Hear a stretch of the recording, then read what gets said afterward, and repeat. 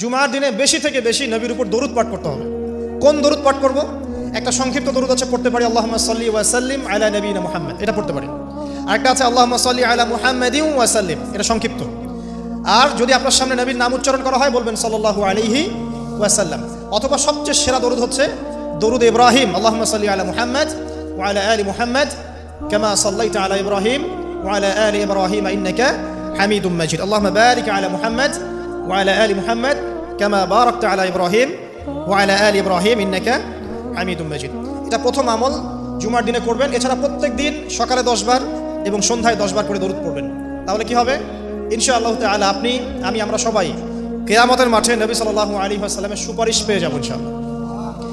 সুপারিশ সম্পর্কে একটা হাদিস শুনিয়ে দেই, যথেষ্ট হবে ইনশাআল্লাহ। নবী সাল্লাল্লাহু আলাইহি ওয়াসাল্লাম বলেছেন, আমার উম্মতের যে ব্যক্তি, যে কোনো ব্যক্তি, নারী পুরুষ, সাদা কালো, বাঙালি, পাকিস্তানি, আফগান, সিরিয়ান, যেখানকার মানুষ হোক না কেন, যে কোনো ব্যক্তি, সে যদি শিরক না করে মারা যায়, আল্লাহর সাথে শিরক করে নাই, এই অবস্থায় মারা গেছে, নবী সাল্লাল্লাহু আলাইহি ওয়াসাল্লামের সুপারিশ তার উপর ওয়াজিব হবে ইনশাআল্লাহ।